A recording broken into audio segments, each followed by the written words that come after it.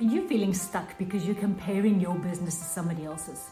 My friend, it happens to all of us, and it's one of the major traps that the enemy gets us into as entrepreneurs that keeps us stuck instead of flourishing in our own business. And in this video, we're going to unpack what it can really look like, and I'm going to be speaking to my business partner, a coach who deals with inner healing, and she's going to give us some keys on how to overcome this once and for all so that every single one of us in the kingdom can flourish.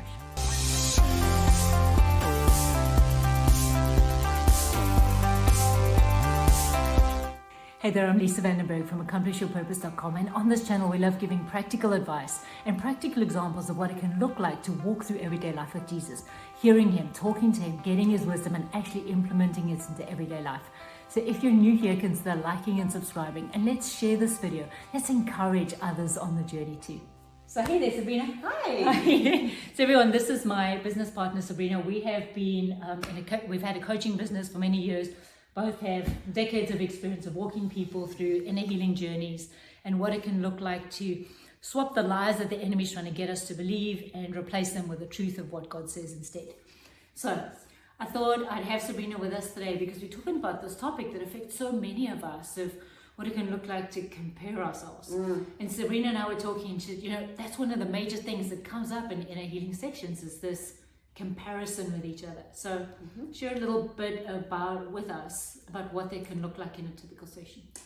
It's first of all, it's so common. It's so common. It's a very common trick of the enemy that we have to compare ourselves to another business, another person, another fill in the blank. Somebody's house versus ours, anything, car, whatever. It doesn't matter. The thing the enemy loves to do about comparison is that there's always a winner and a loser. See? Yeah. And that's when you know it's not from God. Because with God, it's a win-win. And so God doesn't compare us to each other, and we should take that example and go. So the lie that we need to uncover whenever there's a comparison moment is, first of all, recognize that it's not from God, because comparison is not. And so that's number one, everyone, is realizing that when you start getting those thoughts, right, those thoughts of, I'm not good enough, or I don't do things like that, or how come they're so much further than I am, right? That's your initial trigger to realize that that's the enemy's voice speaking, because God doesn't do that. Exactly. Right. Exactly. And then just take a quiet moment. It doesn't have to be long. It doesn't have to be official. It just say, God, what is the lie that I'm believing? And hear what that is. And something will come straight into your mind, and don't second guess it. Yeah, so give us an example of that, because not everyone thinks that they hear that, right? And hearing is a broad term. Some people have vision, some people just get feelings, some people actually hear words. So it's however God talks to you. We're all very individual, and He created us that way.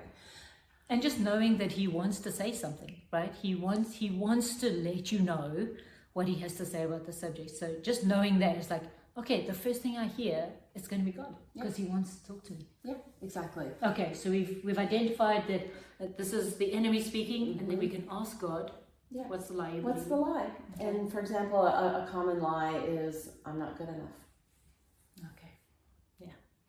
And one of the ways that we know that that's something the enemy is saying is it makes us feel bad about ourselves. Yeah. Like, God doesn't do that, right? He loves you. You're His child. So when you're like, that's not me, and I feel bad about myself, it's the enemy speaking. Exactly. Right? Okay, so once we've got that, what do we do? So obviously it's been identified that it's a lie. You give that lie to God. Say, God, I don't want that lie anymore. Take it from me. It's not my burden to carry. It's not mine. And let Him take it. And just have a moment. Whatever release is for you, let that happen. And then once that's happened, go back to God and say, God, what is the truth? Thank you. Yeah. And listen or sense. A lot of times I like to use the word sense instead of listen. And so what are you sensing that He's telling you the truth is? And how will that feel? How do you know the difference between that and that? It's a release. A lot of people cry, some people laugh, some people smile, some people like have a deep sigh of relief, you know, and then whatever that truth is, let's say the truth is, you know, you are more than enough. You know, you're on a journey, you're not at the destination. Whatever the message is that God gave you, it's important to speak it out. Part of the enemy's torment is he has to obey us when we speak. And we often forget that. And so it's important to say it audibly, even if it's under your breath. And so what do you do when you don't feel like it? Like it's really getting to you that day, like you didn't sleep enough, or you're just not feeling so great or whatever, and the enemy is really having a field day and being able to attack you. What do you do then? Well, and then you can wallow in it a while. Been there, done it. Yeah, I mean that's real. And then you can get to the point where you're like, I've had enough. It's like I don't want to be beat up anymore. I don't want to be kicked around anymore. And so, you know, and once you get that truth, for example, you are enough. You're on the journey I've set you on. It's important to say, the truth is, I am enough. I am. Listen, everyone. That is a key. We've coached many people over the years. And in our own lives, and the key for our clients too, is just being able to get to that. And listen, God meets us wherever we're at. So if you don't have a lot of oomph to be able to do that today, sit there and go, Holy Spirit, I need your help. Lord, help me to say this and help me to mean it, right? And what happens is, because we're connecting with Him first, He gives us the strength. So it's not just us going like, I'm going to say this, I'm going to say this, because so many times with declarations, but I'm saying it, but I don't feel it. I don't see that it's making a difference. Right? But when you connect with God and how much He loves you, and then you say it from that place, wow. Power from heaven. And He is, the truth sets you free, and that is so true. And so, you know, and it's important to audibly say, the truth is, I am, fill in the blank. So good. And it comes straight from God. And a lot of times what I'll say afterwards is, this is my truth and reality because it agrees with yours, Father. See?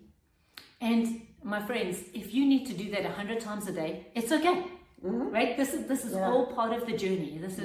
There's a lot of things that in our coaching sessions, things will be cut off in the spirit, but we get to walk it out in the natural, right? We get to remind ourselves again. As Romans 12:2 says, and we are transformed by the renewing of our minds. It's a constant process as we grow, right? We go from glory to glory, Jesus says. So my friends, we want to encourage you. The comparison does not have to keep you stuck anymore. It does not have to stop you in your tracks. You are an entrepreneur. You are built for all that God has created you to be, and you can absolutely live that way. If we can walk alongside you in a coaching session and help you to understand this truth, swap the lies for truth, and walk in all that God has for you, the links are around this video. Just click on them and book a discovery call. Let's get together and do that for you. So I want to leave you with what Sabrina says at the end of all of these inner healing sessions. So this is my truth and reality. This is my truth and reality because it agrees with yours. Write that down somewhere, put it on your mirror, put it on a sticky note, because that will help you to walk this out as a journey once you're free. So this is the adventure that Jesus is inviting you on today. Will you accept?